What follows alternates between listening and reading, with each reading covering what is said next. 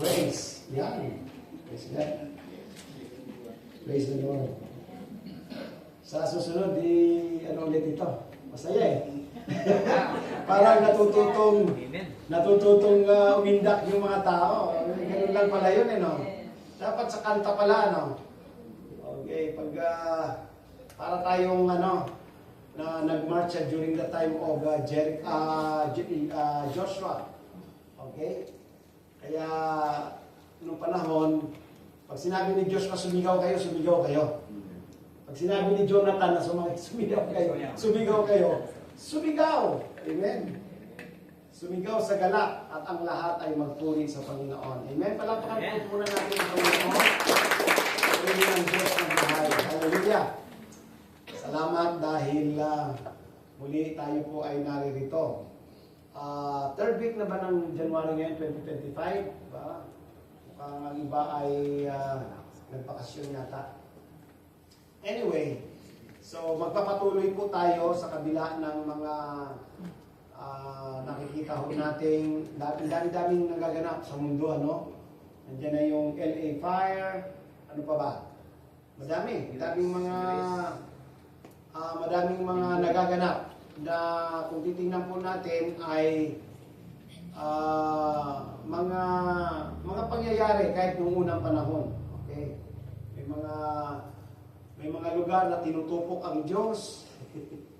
Yung Sodom at Gomorrah, nakakita natin noong panahon na talagang direct from God, talagang tinupok sila because of wickedness.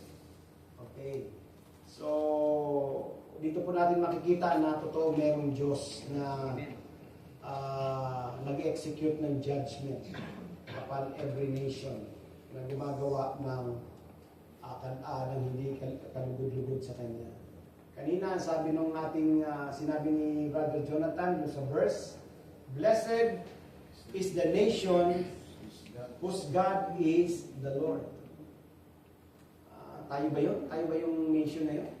Amen. Tayo po yun, na ang ating Diyos ay walang iba kundi ang ating Panginoon. Amen? Amen. The Lord Jesus Himself. Yeshua. Okay. Ang ating pong pag-aaralan ngayon, the Word of God, yan po yung ating theme. Yan po yung ating tema sa araw na ito. What does God requires from us? Sa palagay nyo, ano ba what does God demands from us? Dalawa po kasing pwedeng gamitin na word eh. Requires or demands. Okay.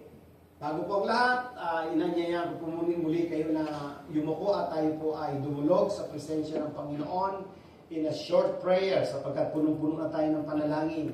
Yes, Heavenly Father, we thank you once again. We honor you and we glorify your name. Maraming salamat sa kagalakan na binibigay mo sa amin. Kami ay tuloy-tuloy na nagpupuri sa iyo at amin pong ini-enjoy ang kabutihan na ginagawa mo sa amin, Panginoon. Salamat sapagkat kayo nga po, Panginoon, ang tumawag sa bawat isa po sa amin. Lord, sa oras na ito, Panginoon, hiniling namin ang iyong presensya.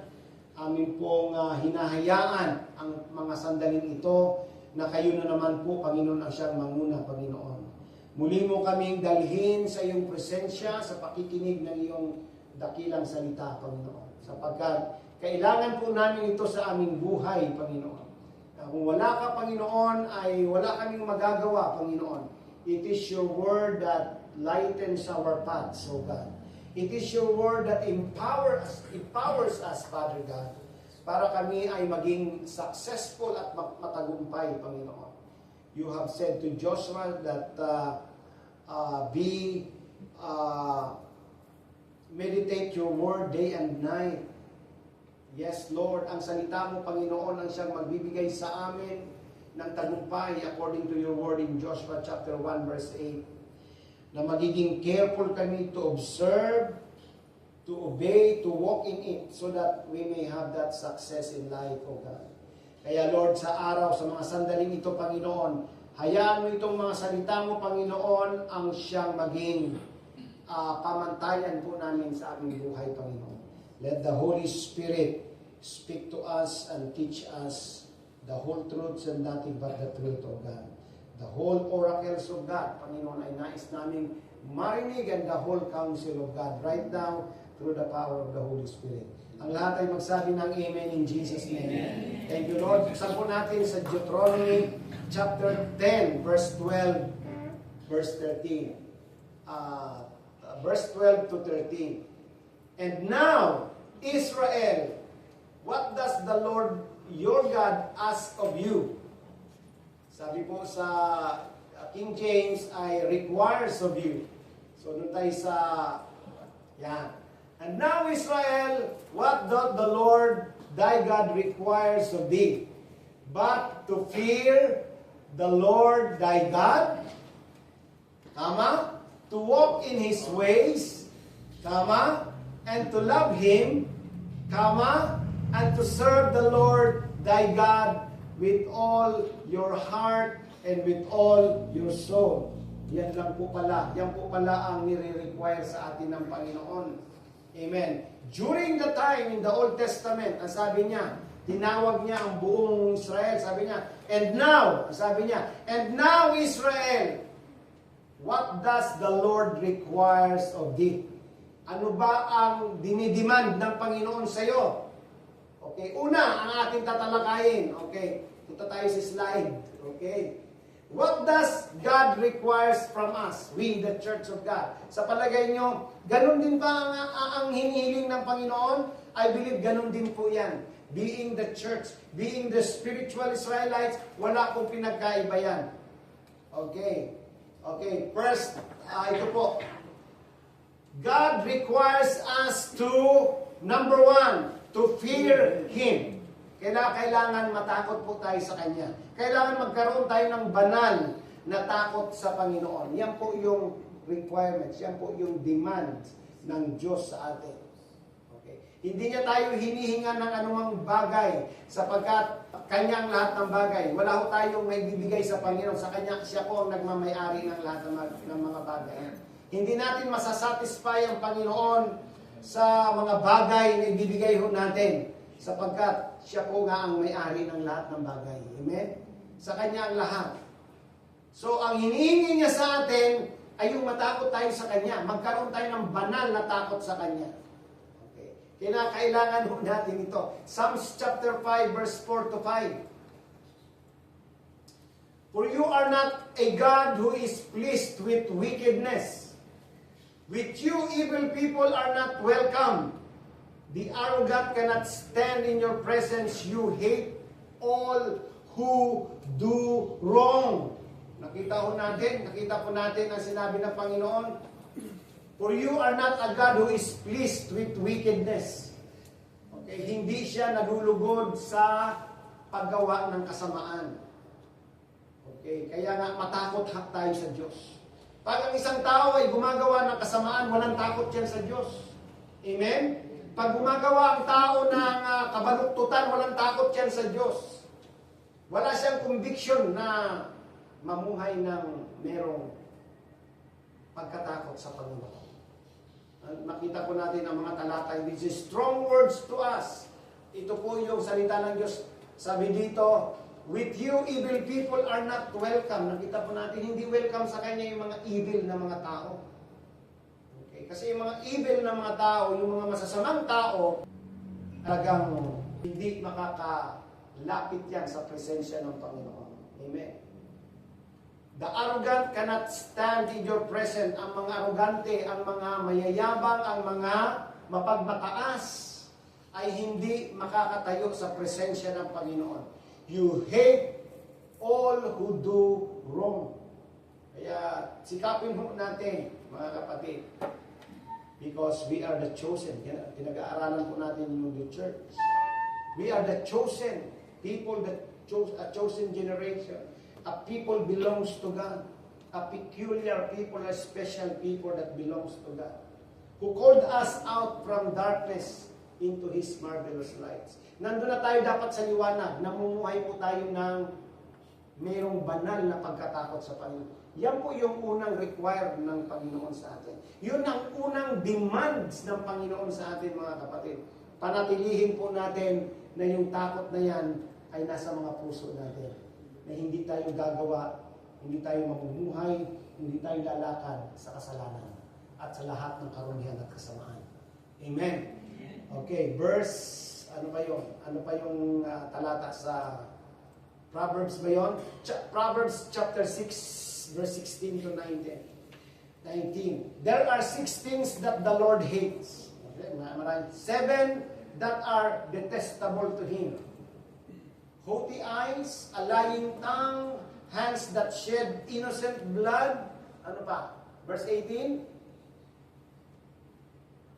A heart that devises wicked schemes, feet that are quick to rush into evil, and 19, a false witness who pours out lies, and a person who stirs up conflict in the community.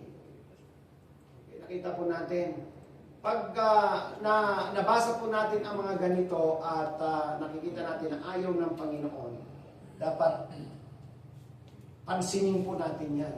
Sapagkat pag hindi po natin naintindihan po ito at pag hindi po natin nalaman ito, akala po natin napunta tayo ng church, ang akala po natin ay nasa atin pa rin ang Panginoon. Pero wala pala sa atin ang Panginoon.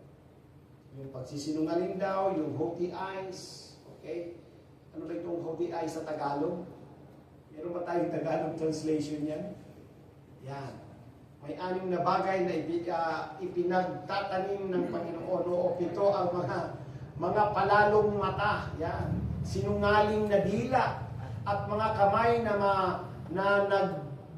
nagbubugo ng walang salang dugo.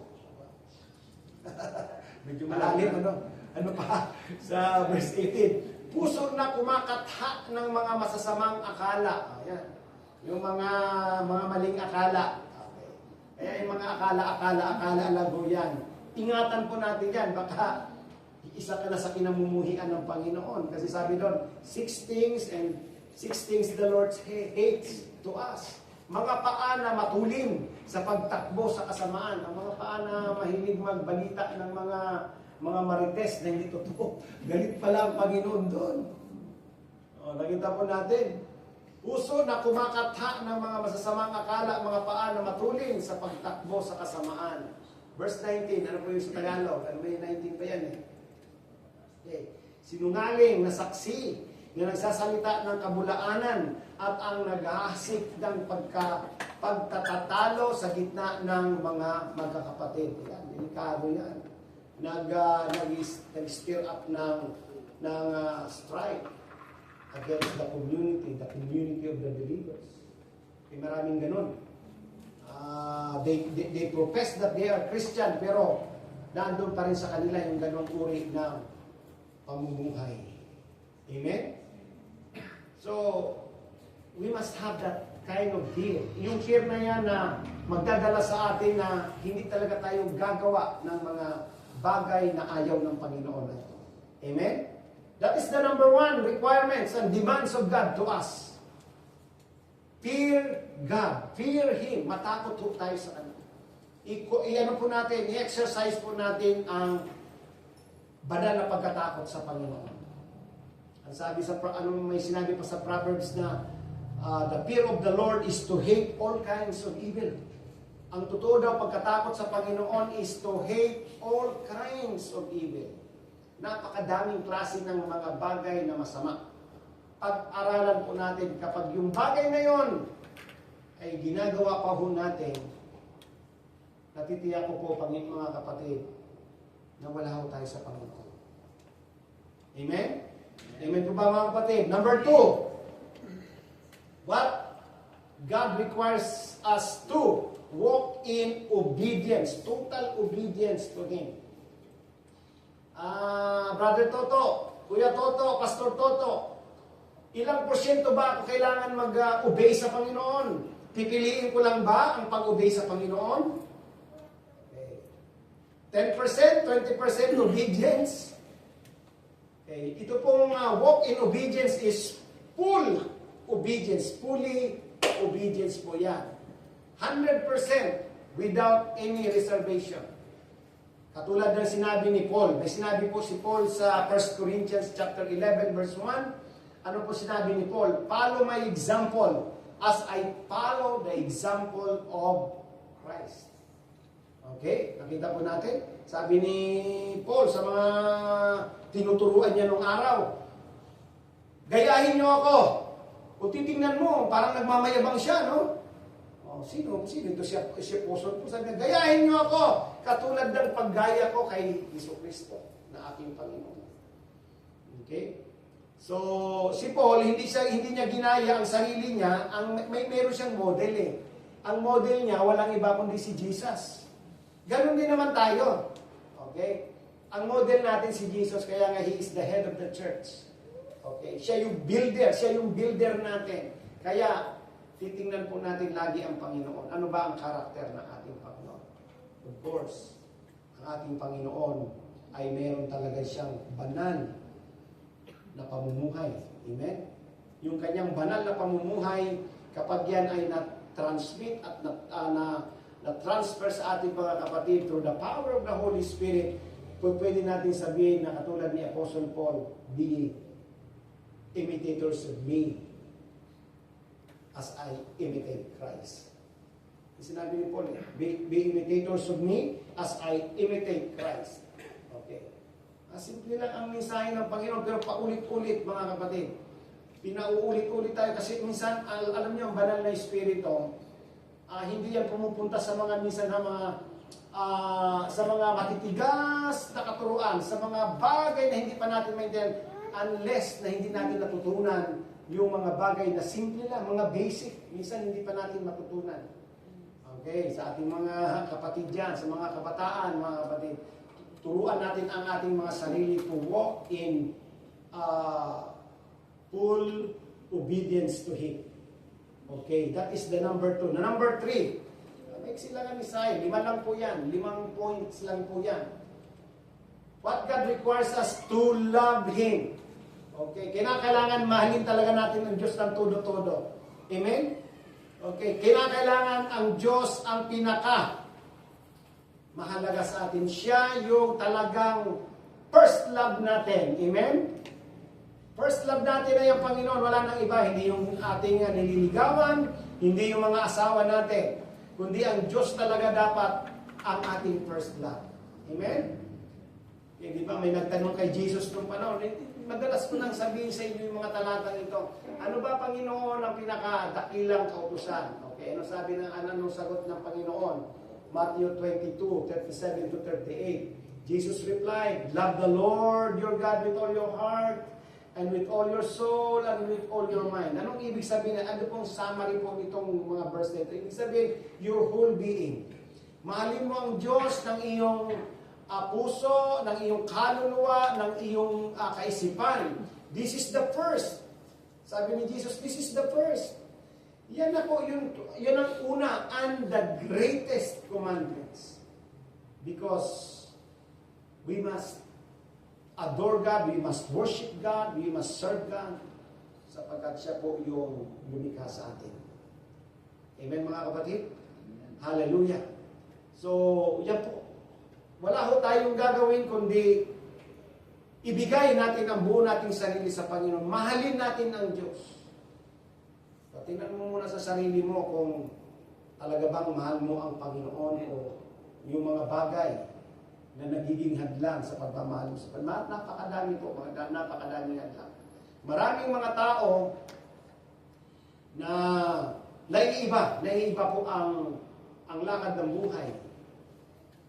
Dahil nahuhumaling sila sa pagmamahal sa ibang mga bagay kaysa sa Panginoon. Amen. Paano mo malalaman? Paano mo mapapatunayan na talagang mahal mo ang Panginoon? Okay. Nananatili ka ba sa kabila ng, halimbawa, sinusuko ka, halimbawa, nagkakaroon ka ng mga pangangailangan, halimbawa, nagkakaroon ka ng mga trials, ano pa mga bagay na dumarating sa iyong buhay. Still, nag-worship ka pa rin ba? Nananalangin ka pa rin ba? Pumupunta ka pa rin ba sa bahay panambahan? Amen? Nagbibigay ka pa rin ba ng panahon mo sa Panginoon? Doon mo ngayon may papakita na sa kabila ng mga nagaganap sa iyong buhay, still you love the Lord and still ginagawa mo pa rin ang para sa Kanya. Amen? Lalo na itong ganitong klaseng gawain na ganito. Ito po ang isa sa mga palatandaan na ikaw ay nagmamahal sa Panginoon. Amen? Palakpakan po natin ang Panginoon. Hallelujah! Tayo po lang mga kapatid. What is the number 4 requirements of God to us? Number 4, serve Him with all your heart. Or serve Him wholeheartedly. Parang paulit-ulit lamang. Pero sa totoo lang, may malalim na kahulugan sa atin. Ano ba talaga ang paglilingkod sa Panginoon? Kasi maraming nagsasabi, ako naman ay naglilingkod din sa Panginoon. Maraming nagsasabi that they are serving God. But what is real? What is really service to Him? Okay, Joshua chapter 24:15. Kilala natin si Joshua. Okay. Isa sa mga paborito ko, lagi ko sinasabi doon sa pulpito, isa sa mga pinaka-paborito kong book in the Bible. Sapagkat itong si Joshua, disciple po siya ni Moses. Talagang sinundan niya si Moses, parang si Paul to Jesus Christ. Ganun siya. Okay, si Joshua, nung namatay si Moses, alam po natin na siya yung tinawag ng Panginoon. Sabi ng Panginoon sa kanya, may servant Moses. Nakita po, sabi ng in-address ni God si Moses. My servant Moses died already. Sabi niya, ay namatay na, sabi. Ikaw ngayon ang gagawin kong kapalit ni Moses. Okay, kaya nga sinabi ng Panginoon kay Joshua, do not be dismayed, do not fear, ang sabi ng Panginoon sa kanya. Kasi talagang marami siyang magiging kalaban, marami siyang sasakupin mga bansa sapagkat yung ibibigay ng Panginoon doon sa Israel na hindi na naranasan ni Moses ay sa kanyang pamumuno. Kasi nga si Moses nag-disobey siya sa Panginoon, di ba? At sabi ng Panginoon, matatanaw mo lang pero hindi ka makakapunta doon. So ang ginamit ng Panginoon hindi si Moses kundi si Joshua. Natapos na yung purpose ni Moses, kaya si Joshua. Ganun po ang Diyos. Pag natapos ng Panginoon ang kanyang purpose sa isang instrumento, mawawala na yung gagamitin niya naman yung isang instrumento to fulfill the purpose of that. Amen? Sa inyong mga buhay, may mga purpose ang Panginoon. May mga purpose ang Panginoon sa atin. Kaya nga niya tayo tinawag kasi ipapakita ng Panginoon ang gagawin niya sa ating mga buhay. Okay, sabi ng Panginoon kay Joshua, okay, my servant Moses had died. Ikaw ang gagamitin mo. Tingnan po natin sa Joshua chapter 1 verse 8. Okay, ano po ito? Pabalik-balik na po natin sa keep this book of the law. Nung namatay na siya, sabi ng Panginoon sa kanya, ang instruction lamang sa kanya ng Panginoon, keep this book of the law na ibinigay ko kay Moses. Always on your lips. Meditate on it day and night so that you may be careful to do everything written in it. Then you will be prosperous and successful. Okay. Kasi ganoon din ang ginawa ni Moses eh. Nung binigyan siya ng mga salita ng Panginoon nung panahon niya, wala siyang ginawa kundi sinunod yun. Nagtagumpay si Moses. Although hindi siya nakapasok sa promised land, pero sabi ng Biblia, siya pa rin ang pinaka-humble na tao sa buong daigdig ng panahon ni Moses. The most humble person, sabi ng Biblia. Okay. So si Joshua, mga kapatid, may ano po siya, may hamon siya. Nung nandun na siya sa leadership, nandun na po siya sa pamumuno sa Israel, nasakop na nila ang buong, wala talaga siyang karanasan na natalo. Si David nga, natalo pa eh. Di ba natalo pa si David nung panahon niya? Natalo pa siya. Ilang beses pa silang natalo nung araw nung panahon ni David. Lalo na nung matanda na siya. Pero ito si Joshua, ay hindi talaga ito natalo. Talagang kinonquer niya ang buong Jericho, buong bansa noon na nakapalibot po doon sa Israel, nakaaway ng Israel. Talagang sinakop niya. Nung masakop niya na lahat, eto may hamon si Joshua sa mga tao kasi matanda na rin siya. Ang hamon ni Joshua nandun po sa Joshua chapter 24 verse 15. Ano sabi ni Joshua? Balik po natin doon sa text natin.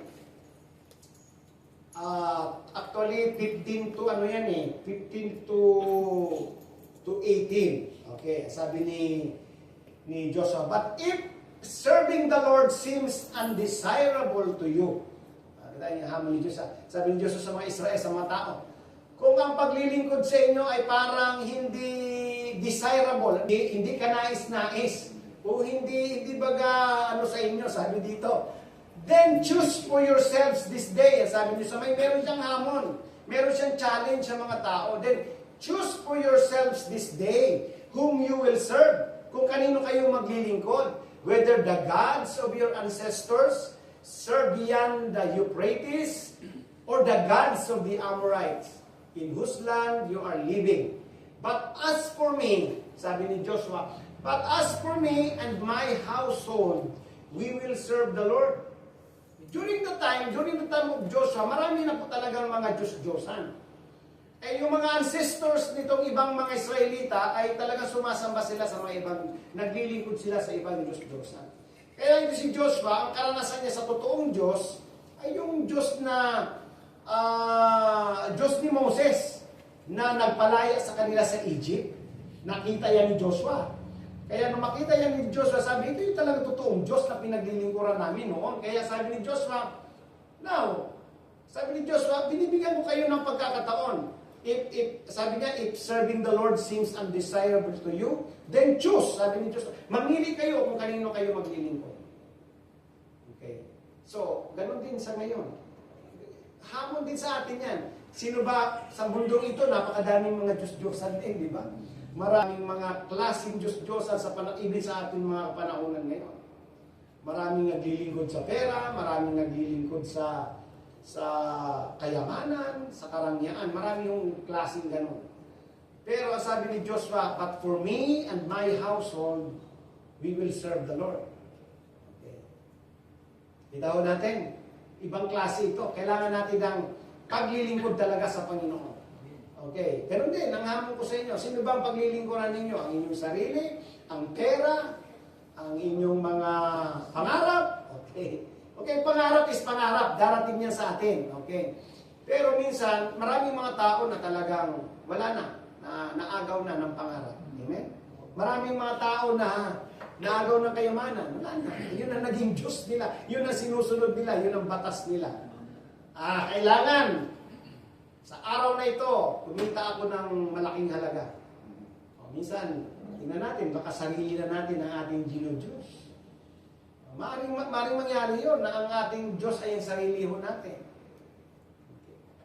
So that is abominable to the Lord. Talaga karumal-dumal yan sa Panginoon. We will only serve God. Siya lang ang ating paglilingkuran. Wala na po iba. Amen? Amen. Palapakan po natin ang Panginoon. Just like this. Meron kasi nung araw, kapatid, sa Joshua 24 verse 29. And it came about after these things that Joshua the son of Nun, the servant of the Lord. Nakita po natin yung address sa kanya sa Bible. The servant of the Lord. Yan. Died at the age of 110. Okay. And they buried him in the, sa verse 30. Yan. And they buried him in the land of his inheritance at Timnath Serah in the hill country of Ephraim, north of Mount Gash. Verse 31. Israel served the Lord throughout the lifetime of Joshua. Nakita po natin, ha? Pansinin niyo po. The whole Israel served God throughout the lifetime of Joshua. Buhat nung binata siya, buhat ng kasama siya ni Moses, buhat na naging leader siya ng Israel. Throughout his lifetime, Israel served God. Naglingkod sa Panginoon ang buong Israel. And sabi doon, and of the elders, lahat ng mga elders, mga opisyales ng Israel, and who outlived him and who had experienced everything the Lord had done for Israel. Nakita po natin. Naglingkod sila. Nung namatay na ito si Joshua, siyempre patay na si Joshua, Hindi ko alam kung nag-appoint siya ng bagong leader noon. Pero wala akong nakita Nung namatay siya, of course, yung mga elders Kaya lang itong mga elders, dahil lang wala na si Joshua, sabi po dito, Judges chapter 2 verse 10. And all the generation also were gathered to their fathers. And all the generation had been gathered to their ancestors. Another generation grew up who knew neither the Lord nor what He had done for Israel. Sabi ko, there is a generation during that time na hindi nakakilala sa Panginoon. Hindi na nag-serve sa Lord. Nung sinerch ko po, anong ibig sabihin ng generation that does not know the Lord? Ito daw yung generation na hindi na-introduce, hindi pinakilala ang Diyos. Ito daw yung generation na hindi pinakilala ang Diyos sa mga ginawa niya nung mga nakaraan. Okay, nakita po natin dito sa verse na ito. And in verse 11, sabi doon sa verse 11, Then the Israelites did evil in the eyes of the Lord and served the Baals. Namatay na si Joshua Wala na. Napabayaan nitong Israel. At gumawa na sila na naman ng mga karumal-dumal na mga bagay. Hindi na sila nag-serve, kundi nag-serve na sila sa mga Diyos-Diyosan, sa mga Baal. Nakita po natin. So maaaring, halimbawa, sa church natin, ganito, kapag itong church na ito ay hindi nagpatuloy, ibig sabihin, darating ang panahon, lalo na sa mga magulang, let's introduce God to their lives. Ipakilala talaga natin, dalhin natin sila sa gawain, introduce them what God has done for us. Kasi kung hindi mangyayari yun mga kapatid, halimbawa, ang henerasyon ko ay mawala na sa mundong ito. Ang papalit na henerasyon ko, kung hindi natin yan mahuhubog sa mga gawain sa Panginoon, unti-unting mamamatay po yan sila. At unti-unti po yan silang mawawala. At of course, kapag nawala na sila at hindi nila kilala ang Panginoon, ano po ang mangyayari sa kanila? They will do evil. They will do what is evil in the sight of God. Kaya ngayon pa lamang ang mga kabataan, mga anak natin, ay turuan ho natin kumilala sa Panginoon para hindi nila makalimutan. Turuan silang mag-serve sa Panginoon. Amen? Amen ba mga magulang? Huwag natin silang turuan na kung saan natin pinapupunta. Dalhin natin sila, i-motivate natin sila sa mga gawain patungkol sa Panginoon. I-motivate natin sila na maglingkod sa Panginoon para hindi po sila mawala. Katulad nito, nung nawala na si Joshua, ang galing. Ang sabi doon, during the lifetime of Joshua, Israel served God. Nung mawala na si Joshua, wala na. Nag-serve na sila kay Baal. Kasi ang daming Diyos-Diyosan nung araw Daming Diyos-Diyosan nung araw. Ang daming mga kinikilalang Diyos. So, delikado po yon mga kapatid. Kaya, yung requirement ng Lord from generation to generation, ang requirement talaga ng Panginoon ay maglingkod. Matakot, maglingkod. Mamuhay tayo ng punong-puno ng pagsunod sa Kanya. Imagine po natin yan sa ating mga buhay kung pagdating ng araw, bigla na lamang maglaho ang gawain ng DICCM because walang nag-introduce sa mga generation na darating. Amen? Amen mga kapatid? Oh. The generation. Palagay natin si Pastor Doming umuwi na sa langit. Praise God, andito pa naman si Madam.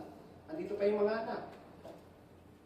Balang araw, uwi na si Madam, uwi na si Aisa sa langit. Yung mga anak natin, na-introduce na ba natin ang ano sa Panginoon sa kanila? Na-introduce na, kailangan i-motivate na natin sila. Kaya nga sabi sa Proverbs, ano sabi sa Proverbs 20:6? Train a child in the way they should go. And when they became old, they will not depart from it. Turuan sila. Turuan na silang maglingkod, mamungay na may takot sa Panginoon. Paglaki nila, pag tumanda sila, at mga kaanak-anakan nila lahi ho niyan, ay hindi mawawala sa paglilingkod sa Panginoon. That's the requirements of God for us. Kaya, lagi natin tatandaan yan. Huwag natin kalilimutan. Huwag tayong patangay sa mga mga anak natin na, ay, di mo na ako dadalo ngayon. Daddy, mama, hindi mo na ako dadalo. Ikaw na lang muna dumalo. Kami pupunta. Ay, walang ganon. Walang ganon. Amen? Hindi pwede yun. Ano mangyayari sa kanila? Mag-ano talaga tayo, i-motivate talaga natin. Dalhin natin sila sa gawain. Ipag-pray natin, i-load natin sila sa Panginoon. May transform ng Panginoon ang kanilang buhay. Kailangan meron talaga silang apoy sa kanilang puso na maglingkod sa Panginoon. Amen? Praise God. Ano po yung susunod? Kailangan natin yan. Kailangan natin paglingkuran ng Panginoon. Number 5, observe His commands. Kailangan natin itong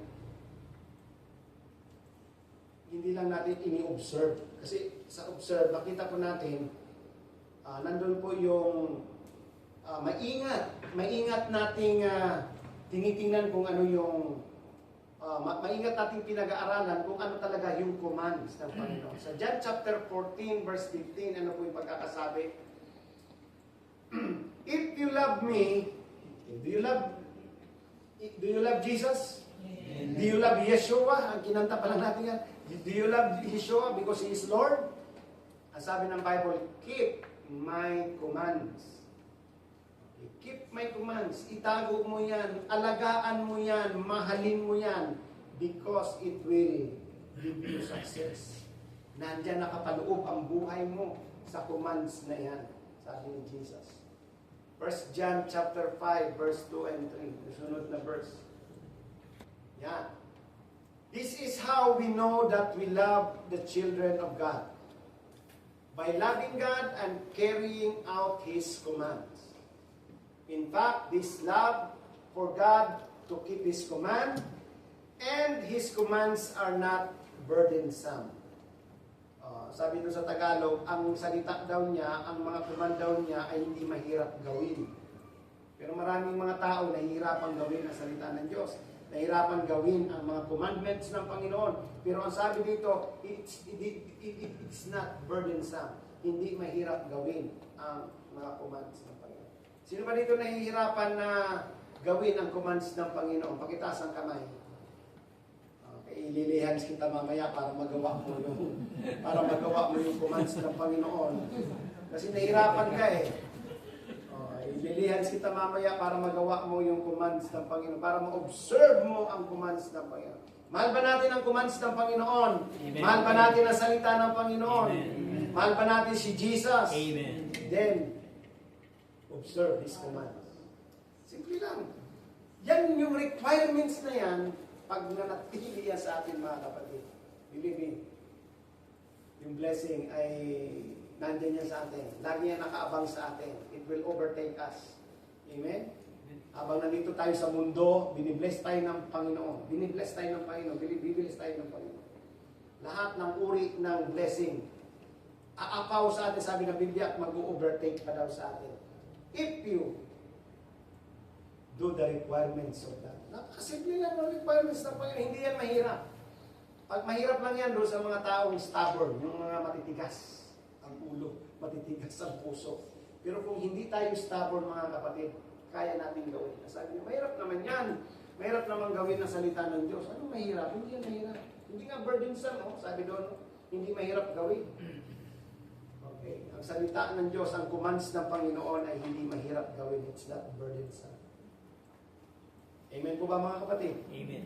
Okay. Yung sa ating mga young people, you are the next generation one day na magpapatuloy ng paglilingkod sa Panginoon sa BICCA. Amen? Amen. Mga young people, amen? Amen. Praise God. Kaya, i-ready nyo ang inyong mga sarili. I-ready nyo na po ang inyong mga sarili. So, in summary, ating conclusion, what God requires for us is our whole being without reservation, ang ibig sabihin. Okay. Ang ating buong pagkatao, gusto yan ng Diyos. na walang reservasyon sa ating pagkatao. Sabi mo na, Lord, basta mahal kita, kaya lang itong parte na ito ng buhay ko, akin mo nang ano rin ha. I-spend ko muna sa bar, inom muna ako doon. Magpakalasing ako, Panginoon, at magbisyo ako. Without reservation. Kung gusto mong talagang masunod ang ano ng Panginoon ay without reservation. Romans chapter 12 verse 2, dito tayo magwawakas. Sabi doon, 2. Okay. Yeah. Do not conform to the pattern of this world, but be transformed by the renewing of your mind. Then you will be able to test and approve what God's will is, good, pleasing, and perfect will. Okay. Offer your body, verse 1 ba yun? Offer your body as a living sacrifice. Yeah. Offer your body as a living sacrifice, holy and acceptable to God. Yun ang gusto ng Panginoon, i-offer natin ang buo nating pagkatao sa Kanya. Offer your whole being to God. And serve Him only. Siya lang ang paglilingkuran natin, wala na po iba. Amen. Tayong lahat ay tumayo at magpasalamat sa Panginoon. Hallelujah. Yes, Lord, maraming salamat sa iyong kabutihan. Salamat sa mga salita mo, Panginoon, na muli ay ipinahayag mo through the Holy Spirit, Panginoon. Napakasimple ng mga salita mo, Panginoon, subalit pag ito'y nagawa namin, yung mga requirements, yung demands mo sa amin, Lord, we believe, Lord, ang aming buhay ay hahabang sa mundong ito. Ang aming mga buhay, Panginoon, ay magkakaroon ng success sa lahat ng aming gagawin, Panginoon. Nasabi mo, we will have good success. And we will not experience kung ano man ang na-experience ng iba, Panginoon. But all the grace, all the blessing, all the favors of the Lord will be surrounded in us, O God. Salamat, Panginoon. Napakabuti mo sa amin, Lord. Dinadakila ka namin at pinupuri ka namin, Lord Jesus. Lord, itimong mo ang mga salita mo sa aming mga puso. Yung 5 points na yun, Panginoon, na naintindihan at naunawaan namin, Panginoon, sa araw na ito, Panginoon, ay maging guidelines ng aming mga buhay, Panginoon. Ang iyong mga requirements, ang iyong demand sa aming, Panginoon, ay magawa po namin, Panginoon. Thank you, Lord, to take our lives from the schemes and wiles of the devil, O God. Patuloy mo, Panginoon, kaming hubugin ng paglingkuran ka namin, Panginoon, kasama ng mga anak namin, until the last generation, O God, ng aming mga lahi, Panginoon. Lord, nakita po namin sa iyong salita na meron talagang generation na hindi nakakakilala sa iyo, Panginoon. But now, Lord, you introduce to us your word, the history, Panginoon, even sa ginawa sa amin ng Panginoong Jesus, Panginoon. Ito na po, Panginoon, ang buhay. Ito po yung totoo, Panginoon, sapagkat kaya mo nga po, Panginoon, ipinadala ang Panginoong Jesus. Because we will experience your grace without measure, O God. Thank you. Salamat ng maraming. We give you all the praises, the glory, and the honor. Thank you, Lord God. Salamat ng maraming sa inyo. Kabutihan sa amin. In Jesus' name. Salamat.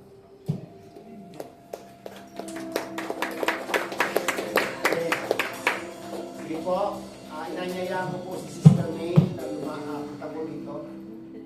Kasi bukas po ay aalis na po siya. Bukas po ba, Sister May? Bukas na ang alis mo? Okay. Papunta na po siya sa ibang bansa para magtrabaho. Let's pray for Sister May for God's protection and guidance.